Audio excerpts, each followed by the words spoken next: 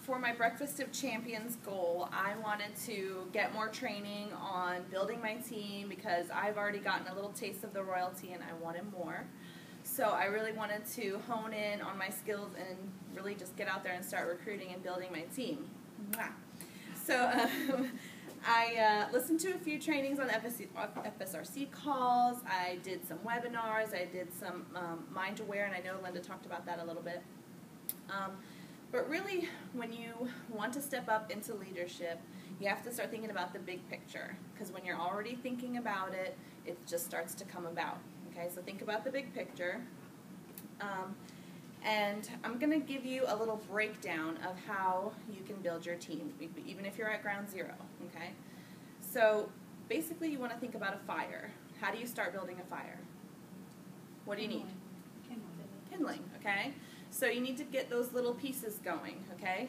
Dating those parties, getting out there and meeting people, okay? Build up your little kindling. Then you need to get the logs. So you're recruiting people. Your logs are building up, okay? And your flame starts, and that's when you're hitting royalty, okay? So you got to start small. You got to build up. Use the success plan. 2 parties a week. Add 3 people to your team, so on and so forth.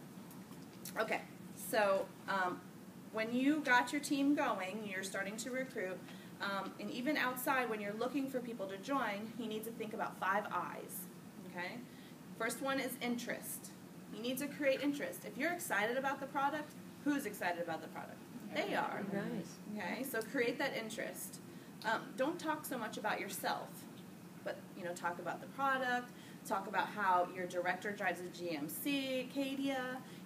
Talk about, pump up the business. Okay, create that interest. Give them solutions for their challenges. If they're saying, oh, we eat drive-through all the time, give them the Fridge Smart. Tell them what it's going to do for them. So give them solutions for their challenges. Then they're going to put a little light bulb's going to go off in their head and say, oh wow, Tupperware, this is pretty ingenious. And then from there, your kindling starts. Okay. All right. So then the next I is the interview. So you've got them hooked. They love the product. They love that you're excited about it. So they're excited. They want to learn a little bit more. This is when you get down and you do the discovery chat with them. You talk to them in detail about how the business works. You tell them about the different levels, how much money they can make. Okay. Then after that, once they've learned about all of it, there's no way they could say no, right? You get them to do their intro show or their go party. Okay. Get them to set a date. You do their grand opening. Then you start their training. And as far as that interview is, we'll go back to the interview and I'll give you like a little detail on what to say at the interview to really hit the nail on the head. Get their intro show going, and then that's the third I. The fourth I is initial training, because everybody needs training, and you don't want to just send them to the computer. Go ahead, go look it up on the internet. They're not going to do that. You have to get in there, help them, and guide them, and get them that initial training. And then the fifth I is income. Okay? Continually talk to them about how much money they can make. Don't tell them, oh, you're going to make, this much, 25%, and then you're going to hit 5%, and then you're going to hit 10%, and then you're going to hit a volume bonus, all these things. They don't hear that. What they hear is, you're going to add $60 to your paycheck this month, or you're going to make $200 this week if you have 2 parties. When you talk cash, then they start to listen, okay? So that's the fifth I. So you got interest, interview, intro, show, initial training, and income. Okay, and this is really building. So at the interview, to really get them interested, you need to break it down into 3 parts. Okay? So first, you really want to get to know them. You want to build a relationship with them. Find connectors. Oh, your husband's in the military? Mine too. And you start building that rapport with them. Okay? Tell me a little bit about yourself. Okay? That's not a hard question to ask. People love to talk about themselves. Oh, I have 3 kids, whatever it might be. If you allow someone to talk about themselves, they start to trust you. Okay? They open up. They think you're nice because you're letting them talk about themselves. And you're not blabbing on about your own life. So that's the first part. Getting to know them and building your relationship with them.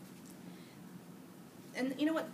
That's a key role, because once you find out about them, you learn a little bit about their home life, you have something to draw on when they need inspiration. Okay, so this is a really key point in that interview. And the second part would be to ask them why they were drawn to Tupperware. What interested them? Is it the money? Is it the product? Do they want more product? Okay, and don't just say, this you're going to earn so much money, you're going to make so much income, but tell them what this income is going to get them. You're going to get that car that you've been needing, or you can buy that motorcycle for your husband, or whatever it might be. So tell them that tangible objects, because that's what's going to draw them in. And then ask them how many, this is still on stage 2, ask them how many days they're willing and able to work their business.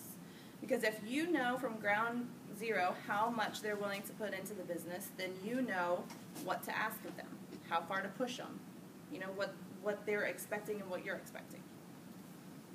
Okay?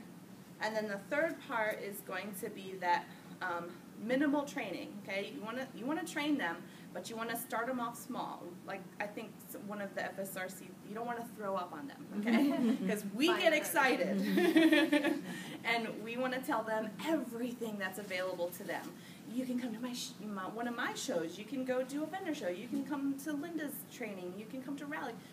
No, you got to take it one step at a time and lay it on them slowly so that they can absorb it, okay? So don't overwhelm them. That minimal training is the third part of the interview. You need to give them 3 things to do for their training, okay? 3 actionable steps for them to take. And the first one's really easy. Set a date for their grand opening. Because once you get that grand opening under their belt, they have product to add to their kit, they're excited, people that they've seen at the party, things get rolling. That grand opening is essential. You want to give them a little bit of word choices so that they can start dating that party, that grand opening. You don't want to just say, yeah, go out and date a party. Give them some word choices so that they have something to bounce off of when they're out asking people. Okay, so give them some scripts. Then the second step for them to do is to make a list of that wonderful 100 that we always hear about. Make a list of all your friends and family off the top of your head. And then once you run out of those, start adding people that are like your acquaintances, your doctor's office people, because obviously they're very valuable. Okay? And give them some scripts for that too. If they're calling people to see if they want to have a party, say, oh, sorry you can't make it. You could really help if you got me a few orders, or, so give them some scripts to run off of so that they have something to say that will in turn give them some money as well, or income, or, however it works. So then the third step for them to take for their minimal training is to get 3 shows in the books before their grand opening party starts. So that way, after their grand opening, if they don't date any parties at the grand opening, if you can't get them any parties, they'll still have 3 other parties. We can even call those grand opening parties as well, or training parties. Get those in the book so that they have 4 things going on, not just that grand opening and hoping and waiting and seeing what's going on. Get 3 extra parties. And when you're training and you're talking to them at the interview, be intentional. Just be like, don't tell them, well, you can come to Rally if you want, or the grand opening, if you want to, you can, or maybe you can start off with the catalog show. No. Be intentional. Tell them this is how you're going to make the most out of this opportunity. Okay, so those are hopefully, so you've got the 5 I's to kind of get the interest and start bringing those people into your team, and then you have that interview step and that second I, breaking that down into the 3 parts and giving them those steps to really start off on a good foot. Because there's some crazy number that 60% or something like that come into the business end up leaving because they just didn't have the training and the people to drive them to do better. So hopefully that kind of guides you guys and gets you going where you want to